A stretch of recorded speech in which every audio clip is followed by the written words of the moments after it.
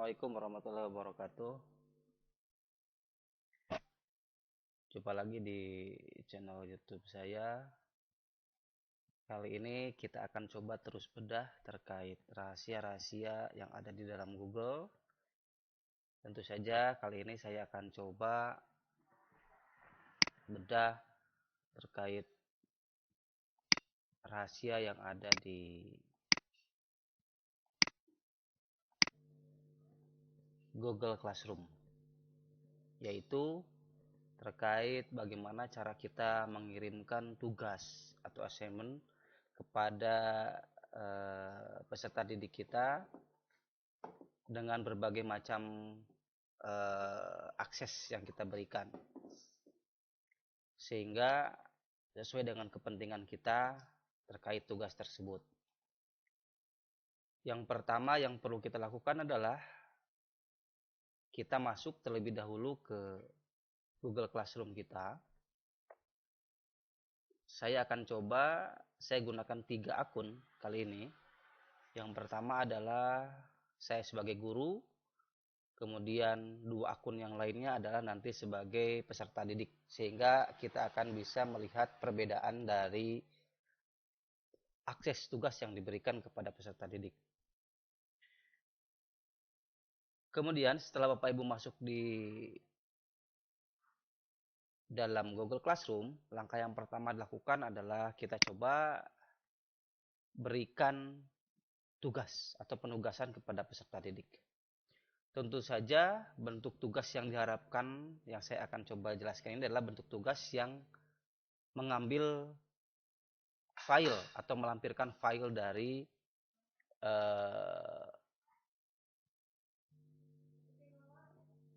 dokumen yang kita siapkan untuk bisa peserta didik baca atau akses. Yang pertama dilakukan adalah seperti biasa kalau ingin membuat tugas. Yang pertama adalah create, kemudian seperti biasa kita kasihkan tugas kepada peserta didik. Nah, misalkan nama tugasnya adalah tugas 1 saja, apa-apa dengan perintahnya, misalkan kerjakan tugas berikut sesuai instruksinya, misalkan gitu ya. Nah, kemudian langkah pertama adalah kita ingin memberikan tugas. Misalkan tugasnya sudah kita buatkan di Google Doc atau di Google Slide atau di Google Sheet yang sudah kita siapkan.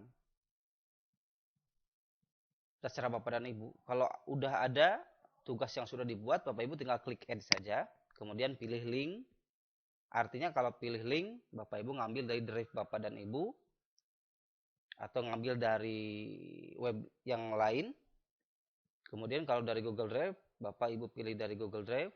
Kalau pilih file adalah Bapak Ibu ngambil dari file yang ada dalam komputer Bapak dan Ibu.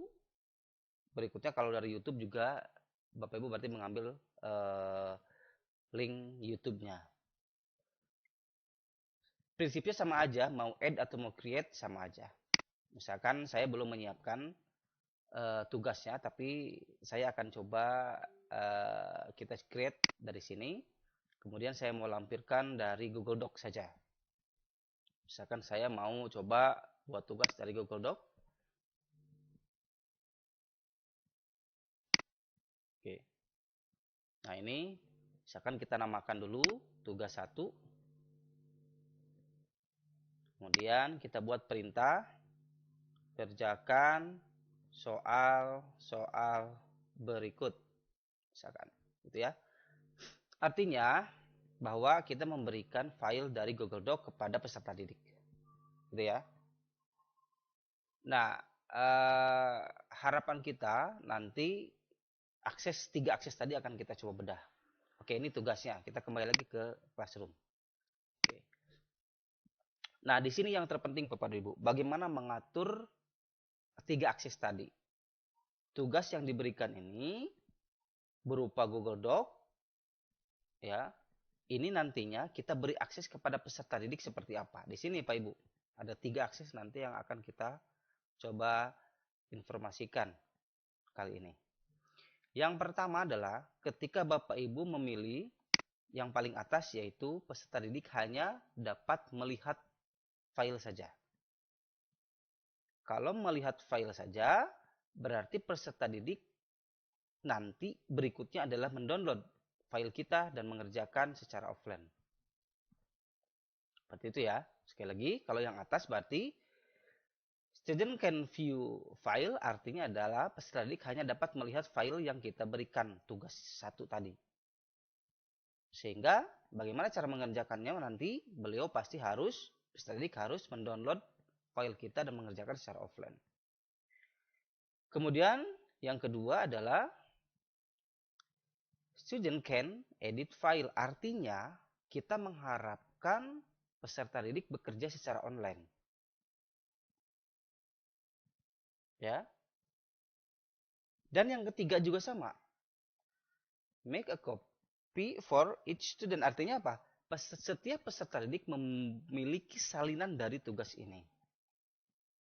Dua-duanya bisa dilakukan online. Yang kedua dan yang ketiga ini bisa dilakukan online. Tapi perbedaannya, kalau yang kedua, satu file nanti yang kita berikan atau kita kirimkan, kita tugaskan kepada peserta didik, bersifat kolaboratif. Artinya, setiap peserta didik nanti dalam satu file yang sama, itu akan mengedit tugas kita. Berarti kalau sifatnya adalah tugas kolaboratif, berarti kasihkan opsi yang kedua. Misalkan Bapak Ibu mengajar 36 siswa.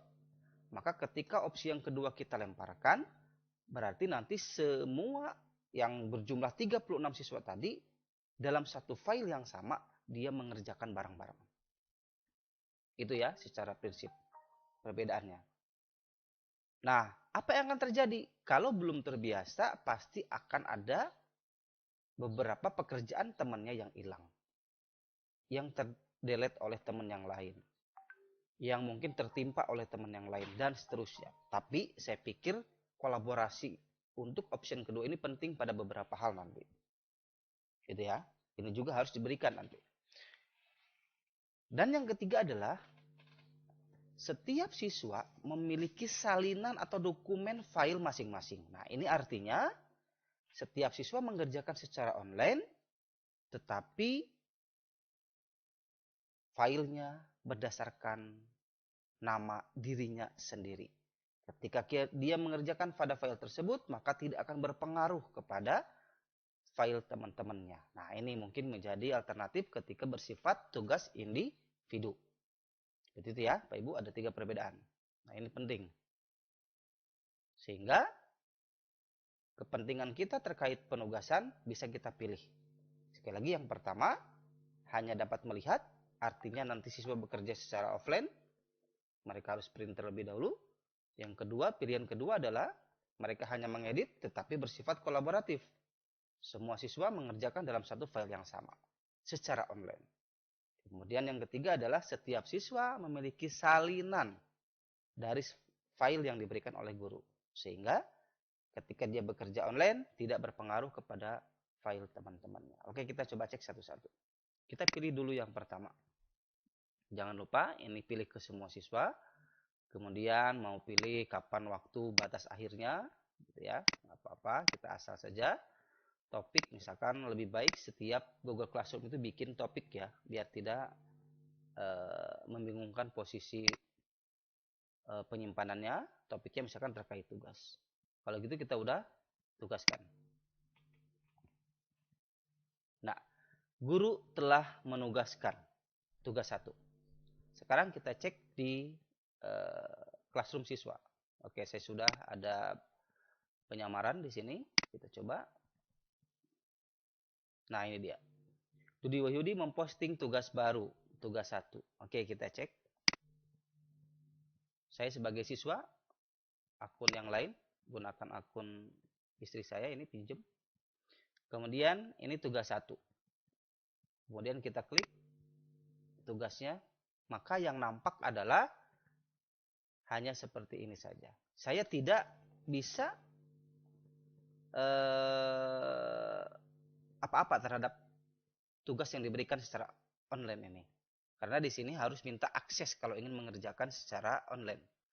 Maka mungkin ini tujuannya adalah peserta didik nantinya harus mendownload dalam bentuk Word atau dalam bentuk dokumen untuk bisa dikerjakan secara offline nanti.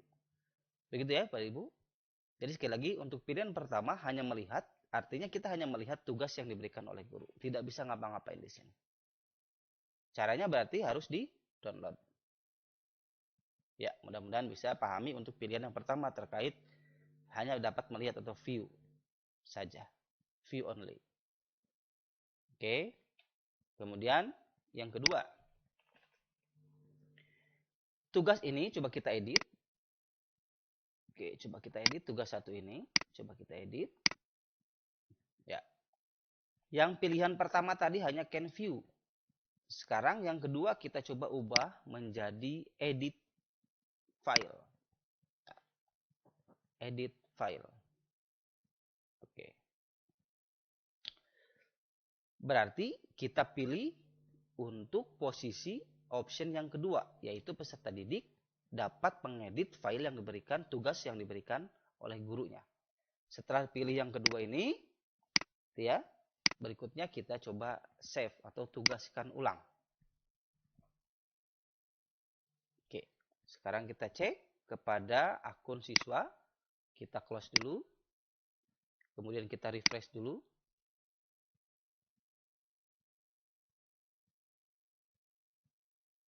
Ya, ini. Coba kita masuk ke forum dulu atau stream. Ya, Dudi Wahyudi telah mengedit ya, di sini bunyinya, kemudian telah menugaskan. Oke, kita cek sekarang tugas satunya. Oke. Nah, ini sekarang posisinya. Ternyata saya sekarang bisa mengedit secara online tugas ini. Misalkan karena saya menggunakan akun Lia, maka saya tuliskan Lia Amalia sudah mengerjakan tugasnya. Ceritanya ini siswanya atas nama Lia Amalia sudah mengerjakan tugas ini. Mohon dikoreksi misalkan. Ini adalah satu file yang diberikan oleh guru berupa tugas, kemudian dikerjakan secara online oleh siswanya. Nah, coba kita bandingkan, ini adalah siswa atas nama Lia Amalia. Coba saya bandingkan bagaimana kalau saya masuk dengan akun yang lain. Oke, nah ini coba saya menggunakan akun yang lain. Dudi Wahyudi juga, cuman fotonya berbeda ya. Oke, kembali ke kelas. Oke, siap. Nah, ini udah masuk. Ya, coba kita cek sekarang. Nah, ini tugas satu yang diberikan oleh guru. Oke, nah ternyata sekarang saya sebagai Dudi Wahyudi yang lain sudah mengerjakan soalnya. Mohon koreksi. Artinya, atas nama siswa Lia Amalia dan atas nama siswa Dudi Wahyudi itu mengerjakan tugas pada file yang sama. Nah, gitu ya. Ini perbedaan dari option yang kedua tadi, yaitu mengedit tugas. Artinya pada file yang sama, 36 siswa nanti mengerjakan di tempat atau di file yang sama. Dan bayangkan, kalau tidak ada aturan main yang ada, pasti yang terjadi adalah crowded. Ada siswa yang menghapus pekerjaan siswa yang lain, ada siswa yang mencontek pekerjaan siswa yang lain. Nah, makanya posisi pilihan option yang kedua ini sifatnya adalah kolaboratif. Jadi bukan mengerjakan soal tipenya. Tapi tolong nanti buat dalam konteks memberikan penalaran kepada siswa, tugas keterampilan kepada siswa. Seperti itu ya yang diharapkan. Atau mungkin tugas pengetahuan tapi yang bukan mengatur kepada konteks soal. Nah, jadi tugas kolaboratif ini bisa dikerjakan oleh peserta didik secara langsung bersamaan dalam satu file yang sama. Oke ya, ini adalah opsi kedua. Siswa dapat mengedit tugas secara online. Oke, seperti itu. Paham ya untuk yang kedua? Oke. Jadi sekali lagi, ini perlu aturan main. Perlu memilah-milah tugas mana yang akan kita pilih sebagai opsi untuk kolaboratif. Misalkan membuat tugas dalam konteks membuat pekerjaan individu tetapi yang tidak bisa ditiru oleh yang lain. Misalkan dia membuat puisi, nah, gitu kan. Tetapi kita sediakan dalam slide. Nah, biasakan dalam slide. Slide 1 milik siapa, slide 2 milik siapa, slide 3 milik siapa. Seperti itu aturan itu harus dibuat. Gitu ya. Nah, sekarang yang ketiga, bagaimana kalau kita mengatur untuk pilihan setiap siswa memiliki salinan. Oke, kita coba ya. Kita bikin tugas kedua. Karena kita nggak bisa mengedit tugas 1 untuk membuat salinan. Karena tugas 1 itu sudah disebarkan kepada semua siswa. Sehingga nggak bisa kita ubah menjadi membuat salinan. Nah, gitu ya. Oke. Jadi caranya harus dibuat lagi tugas yang baru. Misalkan kita pilih tugas 2. Kerjakan soal-soal berikut. Ya, kita create, misalkan lampirannya tetap di Google Doc, nggak apa-apa.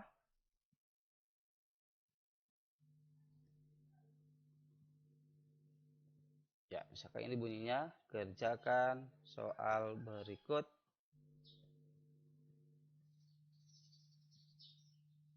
Oke. Ya, sudah. Kita namakan ini tugas 2. Oke, balik lagi ke classroom. Nah, ini. Yang kita pilih sekarang adalah yang ketiga. Setiap siswa memiliki salinan file masing-masing. Sehingga dia bisa bekerja online, tetapi tugasnya individu. Tidak akan mengganggu file teman-teman yang lain. Kemudian seperti biasa kita pilih waktunya. Misalkan jam berapa, tanggal berapa, topiknya, topik tugas. Nah, ini pun sebetulnya sifatnya adalah setiap siswa nanti akan memperoleh file yang mengatasnamakan dirinya sendiri. Gitu ya, seperti itu. Oke, kita coba kirimkan, tugaskan kepada 2 orang siswa tadi yang masuk ke dalam kelas kita. Oke, kita tunggu. Baik, kita coba masuk ke akun atas nama Lia Amalia. Oke, kita coba balik dulu. Nah, ini dia. Yudi Wahyudi memposting tugas 2. Oke, kita klik. Oke, mengerti.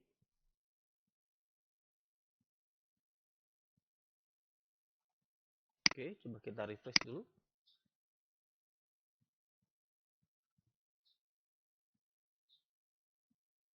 Oke, sebentar kita coba cek dulu apakah sudah dikirimkan tadi lampiran tugasnya. Coba kita edit. Oke, sudah ya. Coba kita save.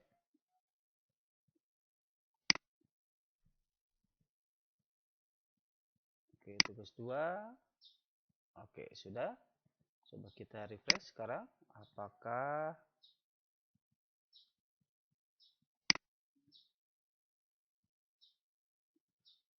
ya, udah.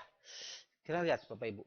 Ini adalah file di kanan ini adalah tugas file terkait tugas 2 tetapi atas nama Lia Amalia. Ya. Oke, sekarang saya cek untuk akun yang lain sebagai siswa. Saya cek, coba saya refresh atau saya masuk dulu ke stream. Nah, kita masuk ke dalam tugas 2. Nah, yang ini. Ah, lihat Bapak Ibu. Tugas 2 sudah muncul atas nama Dudi Wahyudi tugas 2. Gitu ya. Kemudian, sedangkan yang satunya sebagai siswa yang lain adalah atas nama Lia Amalia. Jadi, dua orang siswa ini telah ditugaskan oleh gurunya dengan file yang berbeda. Masing-masing mendapatkan file yang berbeda. Walaupun isinya sama. Gitu ya. Oke, coba kita cek sekarang. Atas nama Lia Amalia. Nah, oke, kita kerjakan di sini. Oke. Baik, Bu. Misalkan baik, Pak. Tugas sudah saya kerjakan. Gitu kan? Lia Amalia. Oke. Ini adalah pekerjaan secara online yang dikerjakan oleh siswa atas nama Lia Amalia. Lihat filenya Pak Ibu. Lia Amalia tugas, lihat ya, tugas 2. Oke. Sekarang saya cek untuk siswa yang lain. Oke. Nah, lihat Pak Ibu filenya. Rudi Wahyudi tugas 2. Oke. Tampak di dalam tugas saya tidak ada pekerjaan Lia Amalia. Karena ini sudah memiliki file yang masing-masing setiap siswa. Jadi saya bebas, setiap siswa bebas mengerjakan soalnya secara online di situ. Sudah Bu, sudah Pak gitu ya. Pak dikerjakan.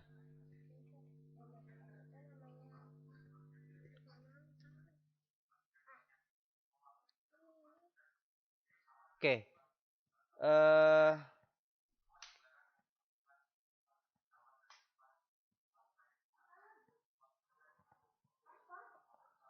Sudah Pak dikerjakan.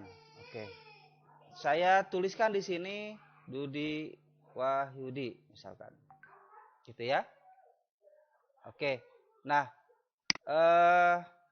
ini tugas atas nama Dudi Wahyudi. Ya, ini adalah tugas yang dikerjakan oleh siswa atas nama Dudi Wahyudi. Sebagai siswa ya. Oke. Artinya, Dudi Wahyudi sebagai siswa mengerjakan tugas secara online di file dia sendiri. Berbeda dengan yang dikerjakan oleh Lia Amalia di file dia sendiri. Nah, itu Bapak dan Ibu.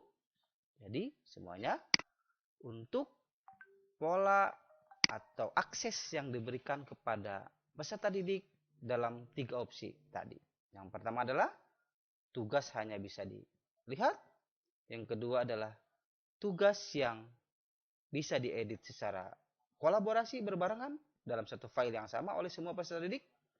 Dan yang ketiga adalah tugas yang diberikan kepada setiap peserta didik dengan file yang berbeda. Masing-masing memperoleh file yang berbeda sesuai dengan namanya sendiri. Walaupun tugasnya sama. Tidak akan mempengaruhi kepada pekerjaan yang dikerjakan oleh anak tersebut kepada anak yang lain. Mudah-mudahan bermanfaat. Nanti kita akan coba lagi bedah terkait rahasia Google Classroom berikutnya. Pantau terus di channel YouTube Dudi Wahyudi. Terima kasih. Assalamualaikum warahmatullahi wabarakatuh.